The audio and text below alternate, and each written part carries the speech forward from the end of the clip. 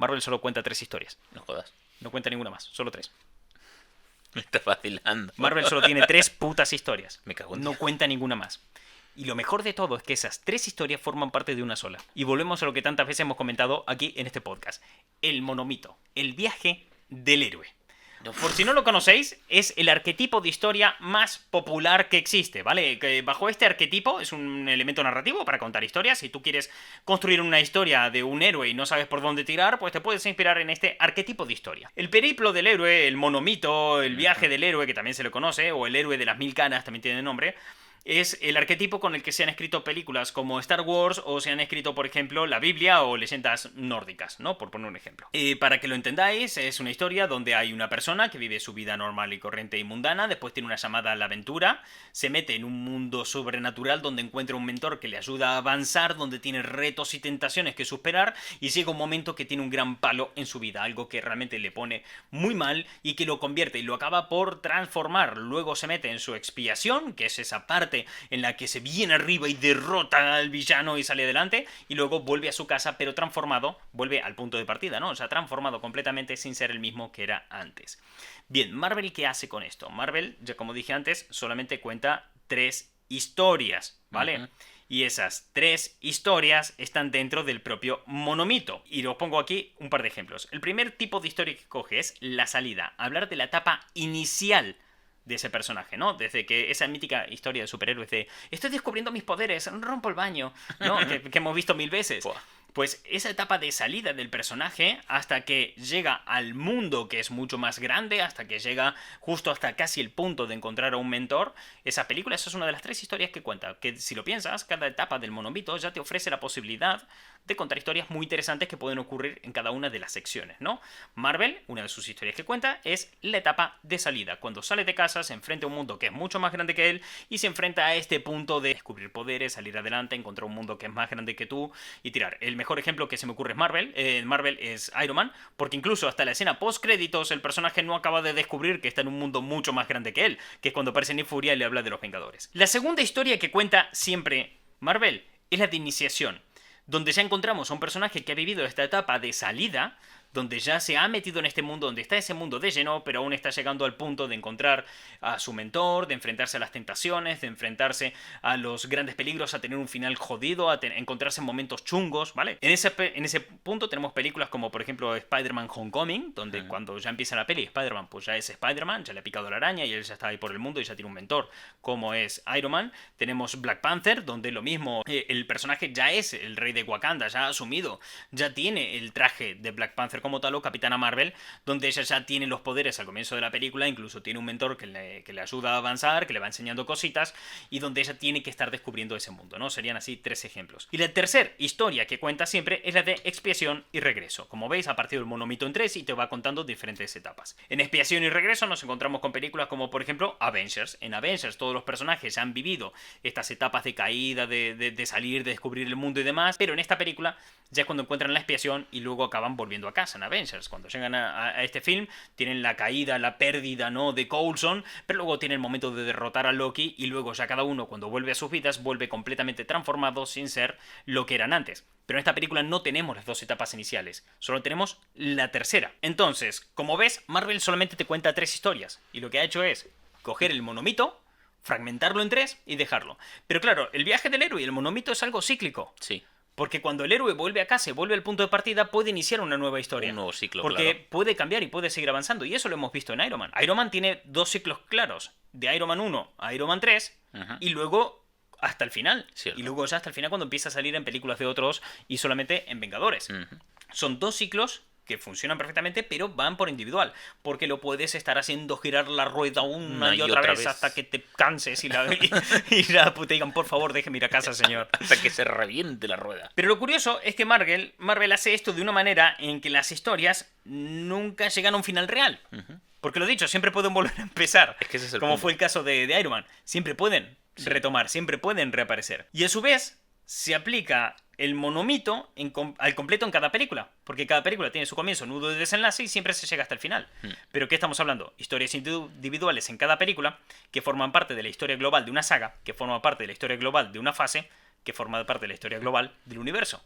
Y el universo tiene su monomito La fase tiene su monomito. Dios. La saga tiene su monomito. Cada capa Cada tiene película tiene su monomito. Dios, en cada una de las capas te meten un monomito. Exactamente. O incluso un fragmento de él. Y siempre contándote 3 historias. Ya, es que son solo 3. Solo 3, nada más. Nos iban cagando como 12 años, la puta madre. Esto convierte a la saga en algo muy homogéneo, donde se siente que el conjunto de pelis como una especie de partitura de música clásica, Cierto. donde los movimientos cada cierto tiempo vuelven y se repiten y demás. Pero entre cada movimiento que se repite y que vuelve, tienen lo mínimo para sorprenderte y generar un sonido armonioso. Y esta comparación que he hecho con música clásica tampoco es algo nuevo que me haya inventado yo y mucho menos Marvel, ya que esta manera de hacer las cosas y de comparar con la música clásica es como George Lucas explicó que funcionaba Star Wars. Anda. Que, como dije antes, es una de las grandes Referentes, inspiraciones sí. de Kevin Kevin Feige. Feige lo que aprende de George Lucas y de Star Wars es a crear el universo con esta armonía. Los movimientos se tienen que repetir, tienen que siempre aparecer, pero por el medio tiene que notarse fresco y sorprender. Claro. Esta fórmula la lleva al máximo, incluso se atreve a coger esta propia forma de crear, esta armonía sacada de partituras de música clásica, se atreve a cogerla para homenajear a todo Star Wars sin que la gente note que está homenajeando a Star Wars, con una referencia que muy poca gente entiende, y es que en la fase 2, en todas las películas se homenajea a la segunda película de Star Wars, que es El Imperio Contraataca. En la segunda peli, en El Imperio Contraataca, vivimos una de las escenas más impactantes de todo Star Wars, que es cuando Luke pierde su mano y luego tiene la gran revelación, ¿no? De yo soy tu padre. Pues esto se ve referenciado con esta armonía, con estas réplicas dentro de Marvel. Segunda peli de Star Wars, segunda fase de Marvel, al completo, todas las películas de la fase 2 de Marvel, hay un personaje que siempre pierde un brazo. En todas las películas a alguien se le apunta un brazo. Pero tú lo estás viendo y simplemente pues es alguien que ha perdido un brazo. Pero dentro esconde esa referencia en la manera de crear a Star Wars. Entonces, en Iron Man 3, uno de los sujetos con los que se le experimenta con Extremis pierde un brazo. En Thor 2, Loki en una ilusión le corta un brazo a Thor. En Guardianes de la Galaxia, Groot pierde los brazos luchando contra Gamora. En la era de Ultron, el contrabandista que no me acuerdo el nombre, el que vendía mierda de Cloud, de Vibranium, bueno, pues pierde un brazo también, que se lo cortan. Y en Ant-Man, cuando se derrota a Yellow Jacket y se empieza a comprimir, lo primero que pierde es un brazo. Es verdad. Al final las películas de Marvel se parecen entre sí, no solo por el tema de que todas sean de aventura, superhéroes, tengan comedia y demás, sino porque comparten elementos comunes a niveles muy detallistas, como acabamos de verlo del brazo. Tú no te dices, le cortaron el brazo, como a fulanito de tal en Ant-Man. No piensas eso. No. Simplemente ves a alguien que ha perdido un brazo. Pero tú subconscientemente sí lo pisas. Ese es el tema. Es algo subconsciente, familiar, que te recuerda a algo y no sabes de dónde sale. Pero si ya te emocionó Star Wars, vas a hacer esa conexión inconscientemente. Con que te has emocionado la anterior película de Marvel, ya está. Es que ese es el punto. Y si no, lo tenías por Star Wars, ya lo tienes por las propias pelis de Marvel. Entonces, porque sí que es algo impactante. En todas las películas se comparten elementos comunes que se replican. Cameos de objetos o personajes. Canciones emblemáticas de cada personaje asociados a acciones concretas u objetos concretos. WandaVision. Escena post-créditos. Sí. Wanda leyendo el Darkhold. Cierto. La música que suena de fondo tiene una parte que es sacada de la banda sonora de Doctor Extraño. Estamos hablando de magia, va asociado, se cruza. Quieren que asocies eso, con lo cual te dejan esos elementos. Exactamente. Y tú inconscientemente te entra. Estos elementos se van repitiendo de peli a peli y hay muchísimos más. Traje estos tres, ¿viste? Por traer... Porque si me pongo... Bueno, chicos, mirad vosotros la película, yo qué sé. Mira, ya tenéis entretenimiento para todo el fin de semana, que es sentaros a ver cada peli de Marvel, 4 pantallas, en cada pantalla una peli, ir tomando nota de todo lo que encontráis que se repite de una peli a la otra. Y las repeticiones, ¿sabes? Esto llega a un punto que, como te decía con la música, no queda solamente en lo tangible, en lo fácil de ver en pantalla, sino que también te vas a lo que hay detrás, ¿no? A las propias estructuras narrativas. Todas las películas cuentan con momentos de conexión que generan empatía en el espectador. Está el efecto salvar al gato, no sé si lo conoces. No.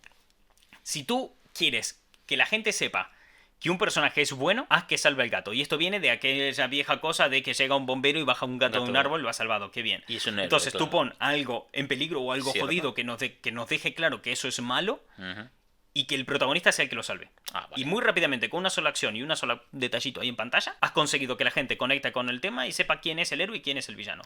El defecto contrario está el efecto matar al perro. que el sí. efecto matar al Ese sí que lo perro conocía. se llama así tal cual, y es pon el villano a matar a un perro y sabrás que ese es el malo. Es que en Ant-Man, el fulano que el malo se carga a una cabra, a una A una ovejita. una oveja, Dios. Ya y sabes es quién es el cruel, malo. cruel. O sea, a ese Ya punto exacto, de villano. ese es el tema. Hay otro punto común a todas las películas, que es la demostración de valores concretos asociados a personajes concretos y a la audiencia concreta que está viendo esa película. Esto vamos a profundizar más adelante, pero hay unos valores claros en cada una de las películas que se defienden. Y luego hay conflictos humanos ajenos a la historia heroica. Los conflictos principales de cada película no es la acción. Porque si uno pensara, bueno, el conflicto principal de...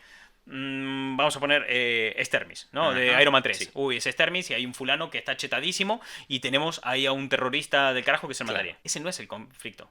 El conflicto es la culpa con la que vive Iron Man, la Cierto. ansiedad que le puede, el miedo a que lo ataquen. Ya. Ese es el conflicto que hay que superar en la película.